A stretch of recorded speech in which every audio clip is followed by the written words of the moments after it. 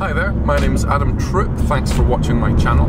Today I want to talk about the A7S2, although this will apply to basically all the Sony A7 cameras because they all have one issue when it comes to filming like this, where you're filming yourself. By the way, my daughter's in the back of the car, so apologies if you find it distracting at all. But anyway, it's the only place I can find time at the moment to make any YouTube videos is when I'm in the car. So here we go.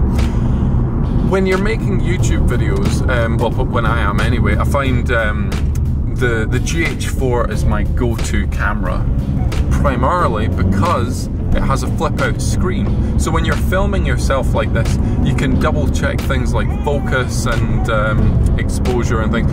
Whereas with the A7 cameras, you obviously don't have a flip-out screen. So that's why generally I would always go to the GH4. There's obviously the Playmemories remote shooting app for your phone and tablet and things, which in the past, when I was testing it, I found it to not be entirely useful because you couldn't switch between autofocus and manual focus, because generally I would want it to you know, set the focus and then change it to manual so it's not going to hunt.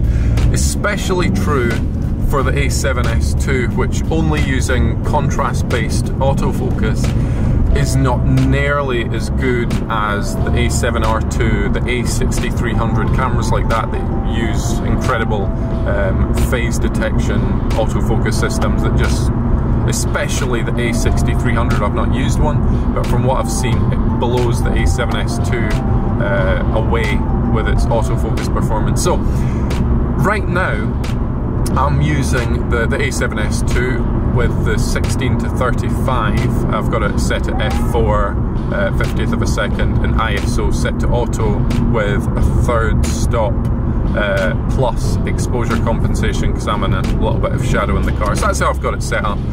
I discovered recently that, and I think this has to be an update because I looked right through the app and I did not see this before, but it would seem you've now got the ability to autofocus, go from AFC to MF, manual focus, once it's set and you're happy with where it is in the app, which is a massive deal for applications like this. And it would make me think, for a lot of occasions, yes, I'll go with the A7S2, because, you know, not that the GH4 isn't a fantastic camera. I use 3 of them for work all the time as B cams. They're fantastic, but it's nice to have that flexibility of depth of field with the A7S2. So if you want to get super shallow, you can, or, you know, with the high ISO capability of this camera, you can stop it right down, boost the ISO, and really, you know, your image is still going to look fantastic. So you've just got a lot more flexibility of look really with the A7S2.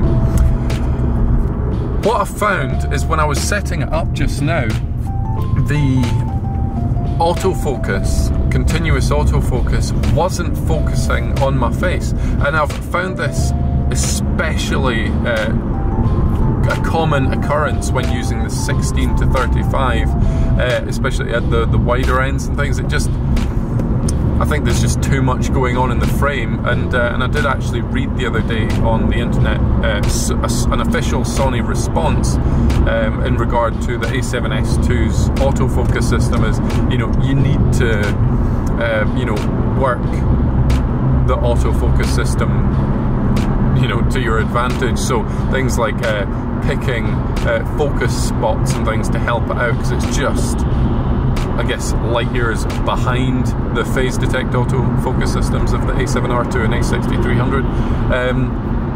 But a little workaround, which obviously this isn't handy if you can't reach your camera, but then if you're really trying to set things up, you know, you can change the focus points on the camera, because I just had it set to sort of a zone and it wasn't picking me up very well at all, even with face detection. So I enabled digital zoom. This is a fantastic trick because it's very difficult to see the actual you know, focus on the phone. It's just not, you know, It's not ideal. It's better if you can punch in. Obviously you can't do that on a phone, but this is the trick. Enable digital zoom, or the extra optical zoom, whatever, the clear image zoom or whatever it is. But I found that you can actually zoom in further with digital zoom. So enable that, which I think you can do that on the app. I need to double check that, but enable digital zoom regardless. And then within the app you can actually zoom in massively and manual focus, double check your focus, or even if you've just got an AFC, zoom in digitally, and then you can see clearly if you're in focus, or what you want to be in focus is in focus. And then once you're happy with that, switch to manual. Obviously if you're already in manual, and then once you've got your focus, zoom all the way out with digital zoom, so you're getting the absolute best possible quality, and that's you're kind of set. So those two things, using the digital zoom just to check, fine-tune manual focus, and also the ability to switch from AFC to manual focus within the Playmemories app, are incredibly handy features and make this camera, you know, I would actually consider taking this out as my primary camera when shooting YouTube videos now, for the reasons I've already explained. Depth of field, etc. Low light performance blows away the GH4. So anyway, I think what I'm going to do, just out of interest, just to give you a wee bit extra something on this video, as I said, this is the Sony A7Sii 16-35 f4, set at f4, 50th of a second, auto ISO, set at 24mm. I'm going to swap over to the Tamron 24-70 2.8 VC at 24mm, and just let you have a look at how the quality compares between these two cameras shooting in 4K.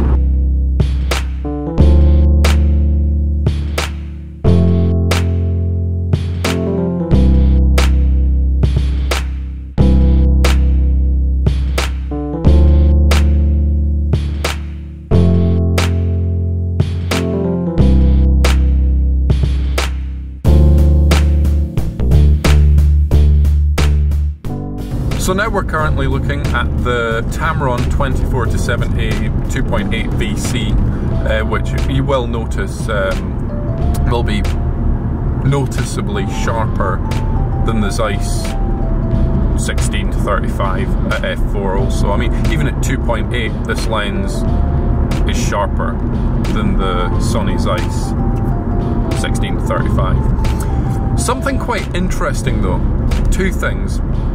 Using the Playmemories app, and I'll double check this in a second, but it would seem that you can't use the digital zoom or clear image zoom functions using this lens. So I'm assuming that would apply to all adapted lenses. Maybe you can only use them with native lenses, use the digital and clear image zoom. That's something that I'll check in just a moment, so stay tuned. But the other interesting thing is, although this lens, you wouldn't use it with AFC or pretty much any non-native lens, unless it's like an STM lens from Canon or something that's optimized for silent continuous autofocus, because it sounds like you get this little ticking noise as the focus steps. You know, it doesn't move smoothly or quietly. But the interesting thing is, it was able to autofocus on my face much more successfully than the 16-35. So I don't know why that is, because they were both set at 24, both the same focal length, but the Sony Zeiss was just not playing ball. Sometimes it does, sometimes it doesn't. I guess it depends on the light. I literally have no idea, I'm just guessing, but it's incredibly frustrating. So anyway, that's your little look at the Tamron 24-7A VC. It's a Canon fit and it's on the Metabones adapter.